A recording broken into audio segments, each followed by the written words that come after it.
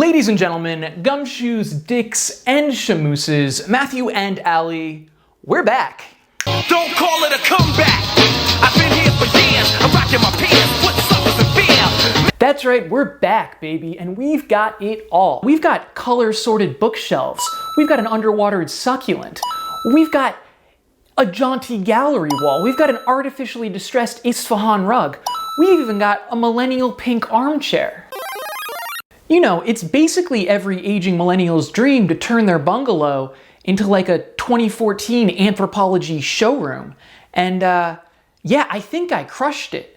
Now, I'd be lying to you if I suggested that all of this Pinterest board greatness was not without its drawbacks. Because I've lost a lot of real estate this week. You know, I basically had to give up like a full-height bookshelf and a half's worth of books. So I had to put a whole bunch of books in storage, which means I had to do something that I'm always loath to do. You know, I had to cull some books. And this week was a real bloodbath. So I thought that before we continue, it would be appropriate to memorialize some of our fallen comrades. Now that I'm here, now that I'm falling to the sunlight and a song, I want to know, do I stay or do I go? And do I have to do just one? And can I choose again if I should lose the... All right, enough malarkey. Let's talk some strange detective fiction. Last week I tried talking about Jean Giono's 1947 A King Alone. And one of the reasons why I picked that book in particular is I was trying to get this channel back on track. Only looking back at it, I feel like I missed the mark once again somehow. You know, I feel like not having my bookshelves untethered me or something. Because, you know, French existentialism, ennui, the long dark night of the soul. I mean, come on, that's not what Strange Detectives is all about. Sometimes I look in the mirror and I don't even recognize the booktuber looking back at me. Well, all of that changes today, because today we're getting back to the basics, you know? We are putting the fun back in fundamentals. You can just think of me as the Pistol Pete Maravich of booktubers. You're coming down on a 3-on-1, you throw a little chest bounce. This channel is supposed to be all about strange and schlocky pulp fiction potboilers that come out swinging and punch so far above their weight class that they can go round for round with any modern masterpiece. And today's novel is an absolute bruiser. I mean, this novel has it all. A real hard-boiled chamoose, a missing Rat Pack crooner. I mean, we've got voodoo, we've got obeah, we've got a Coney Island human freak show, we've got Aleister Crowley-style black magic, you know? We've got human sacrifice, real live human sacrifice. Step right up, because Satan himself is wandering the streets of New York City and he's looking to make a deal. That's right, baby, we're talking William Hjortsberg's 1978 occult detective classic, one of the foundational texts of the horror whodunit mashup genre, and an all-around banger. We're talking Falling Angel. Here's the cover, by the way. I mean, just absolutely gorgeous. No, of course, that's just my Kindle. I can't locate my physical copy for some reason. I'm afraid that in all of the book purging that took place this week, I had made two piles. You know, books to set aside for this channel and books to set aside to go into storage. And I think in a real Hennemore moment, I may have accidentally purged the to be saved pile. So, looks like it's back to the storage locker for me. Here's the real cover, by the way, and it kicks ass. Possibly the greatest cover for a piece of detective fiction ever. I'm open to counterexamples, of course. You know, sometimes on this channel, I really struggle figuring out where I'm going to begin talking about a book. You know, trying to find an entry point. But with Falling Angel, Hjortsberg makes it so easy to just begin at the beginning. It was Friday the 13th, and yesterday's snowstorm lingered in the streets like a leftover curse. That's the opening line. It's like this perfectly crafted, hard-boiled, hypersonic cruise missile taking off at Mach 7. And Hjortsberg keeps this up throughout the book. This book is so slick and so fast. And Hjortsberg's got the hard-boiled stuff down pat. I mean, get a load of this. He kept to the path bordering the western rim of Harlem Mere, passing through the pooled light under a succession of lampposts like Jimmy Durante saying good night to Mrs. Calabash.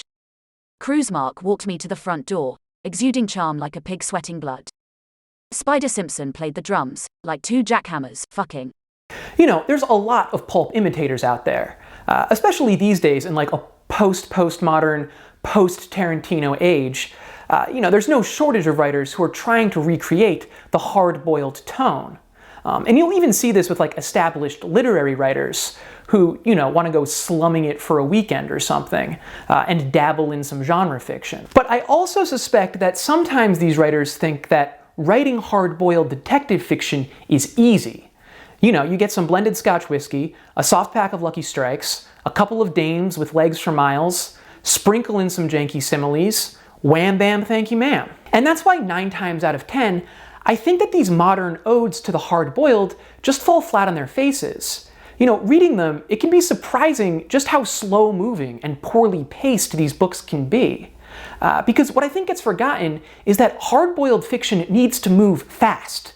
You know, fast, like faster than any genre or subgenre that I can think of. Take something like Dashiell Hammett's The Dane Curse, or even The Glass Key.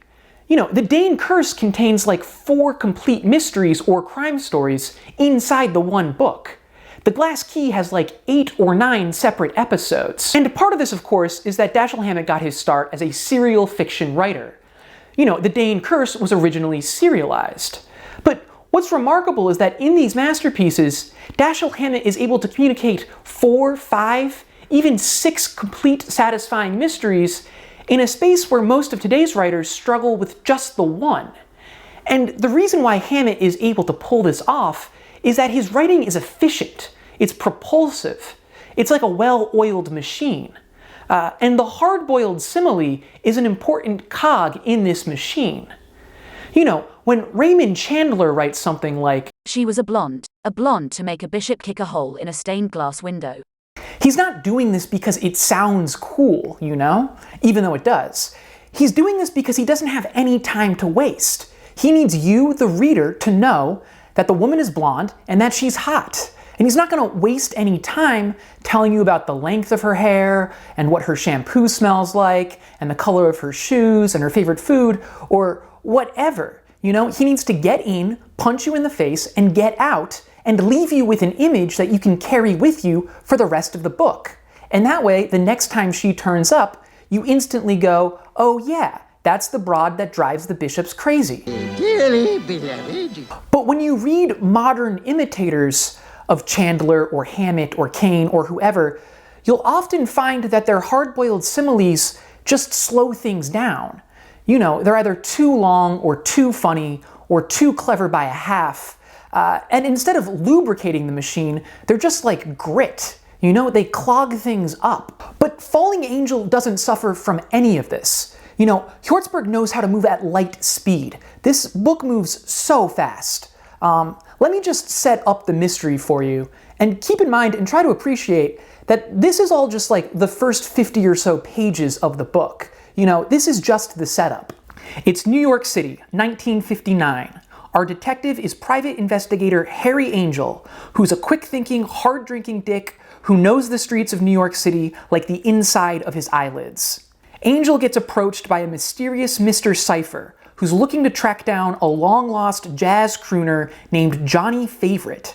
Johnny Favorite was like a one-hit wonder Frank Sinatra who went overseas during World War II and came back with a head injury that left him in a vegetative state, and no one's ever heard from him again. Cypher was Favorite's agent, and if Favorite's dead, then Cypher stands to gain. So the case is simple. 500 smackaroos, Angel needs to find out if Favorite is dead or alive. Angel visits the clinic where Johnny Favorite was being treated after the war, and Dr. Fowler tells him that Johnny Favorite actually checked out of the clinic in 1947. Angel tries to follow up with Dr. Fowler, but Dr. Fowler suicides the very same day. So Angel decides to dig into Johnny Favorite's backstory and see what he can drum up. It turns out that Johnny Favorite was something of a dabbler in the dark arts, and he traveled with a pretty wicked set.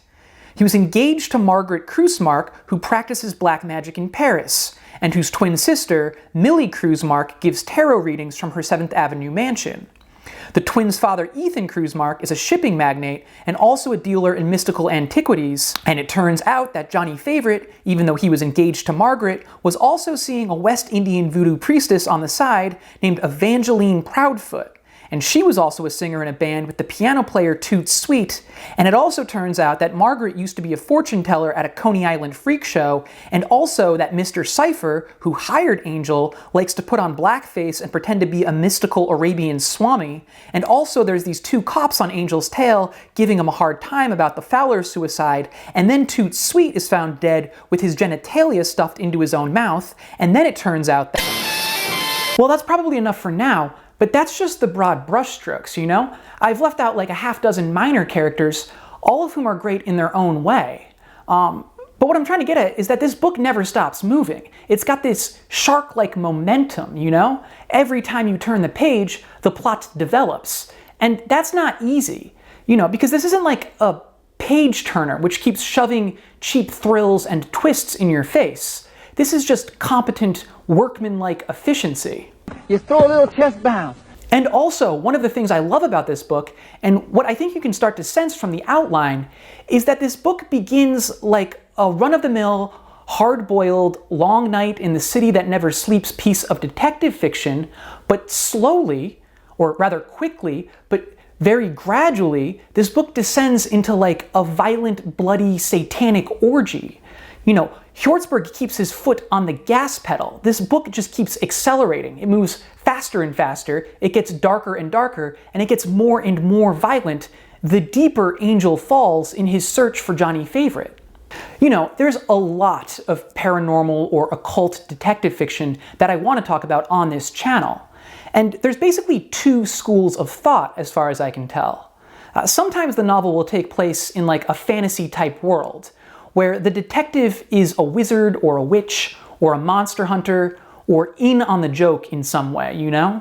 But there's a second type of paranormal or occult detective novel where the supernatural is associated with the criminal element and the detective is just an ordinary detective, you know, who gets pulled into the supernatural. And I think that in general, I prefer this second type of detective fiction, you know, where the detective is an ordinary detective or otherwise skeptical in some way. I think that there are successful examples of the first type, but they're much rarer because it's so much harder to pull off. More often than not, you just get something like, I don't know, the Dresden Files, which are just a complete...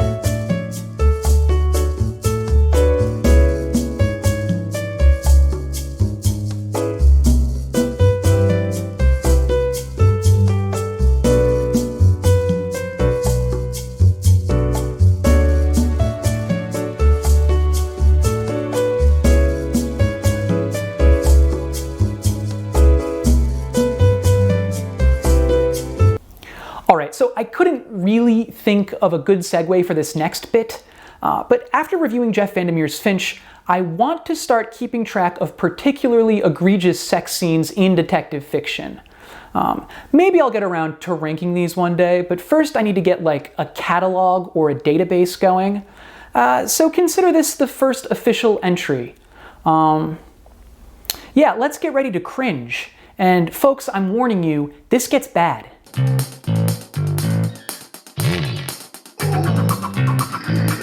So, our detective, Harry Angel, interviews Epiphany Proudfoot, who's the daughter of one of Johnny Favorite's ex-girlfriends. And this is how they meet. Epiphany leaned forward in the chair, the tips of her girlish breasts straining against the thin weave of her blue sweater. Ugh. She was a tall drink of water, as they say uptown, and it was easy to imagine quenching my thirst on her tawny flesh. Yeah, there's good and there's not so good, and that's not so good. So a couple of chapters later, Angel gets Epiphany into his bed, which actually isn't that difficult because it turns out that Epiphany is something like a sex sorceress. That's right, she's a witch whose power comes from sleeping with men, which is, it's convenient, I guess. We spent the afternoon like naked children, laughing, taking showers, raiding the icebox, conversing with the gods, sure. Epiphany found a Puerto Rican station on the radio, and we danced until our bodies ran with sweat. When I suggested going out for dinner, my giggling mambo led me to the kitchenette and lathered our privates with whipped cream. It was a sweeter feast than Kavanaugh's ever-served Diamond Jim and his buxom Lil. Man, just brutal, you know? You live by the hard-boiled simile, you die by the hard-boiled simile. In all honesty, that's actually not too bad of a scene.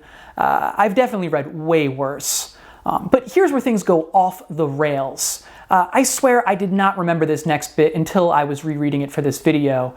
But man, Epiphany wore her plaid skirt and sweater and looked, invitingly like a schoolgirl. Driving up 5th, I asked her how old she was. 17? Last January 6th? Christ, you're not old enough to buy a drink. As disturbing as it is to discover that the sex sorceress is 17 years old, I will defend Hjortsberg's choice in writing this, because I think that there is sufficient narrative justification for what's going on. And by that I mean that the age difference between Angel and Epiphany is like the least disturbing thing about their relationship, it turns out. Like I was saying earlier, as Angel descends into madness, this book just gets darker and darker and more twisted, and Angel's relationship with Epiphany is no different. I mean, it gets way darker than this. And so I think that her dropping her age like that early on is supposed to be like a tip-off, you know? Letting us know that maybe this Angel guy, he's no angel. All right, well, that's enough of that. Now, if you've read this book, then you already know that it finishes on an absolute tornado of a twist. But we've reached the part of the video where I want to ask and answer the most important question, and I also want to talk about the twist a little bit. So if you don't want this book spoiled for you, then click away, I won't be mad. But if you don't mind spoilers so much, then without further ado, is the mystery any good? And the answer is yes. I don't think it's perfect, but it's pretty close. So basically here's the big twist. Harry Angel is Johnny Favorite. Wow.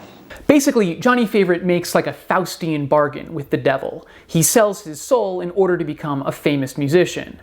And then, in an effort to try to cheat the devil, he studies the occult and discovers a way to remove Harry Angel's soul and replace it with his own.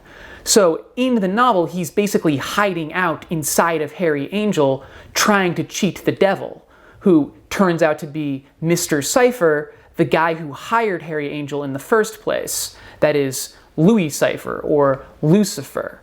Because the entire case, it turns out, is just Lucifer messing with Harry Angel, trying to get his revenge for having been cheated. And also, going back to our earlier conversation about Angel's sexual relationship with Epiphany Proudfoot, well, it turns out that Epiphany Proudfoot was actually Johnny Favorite's daughter, which means that Epiphany is actually Harry Angel's daughter as well.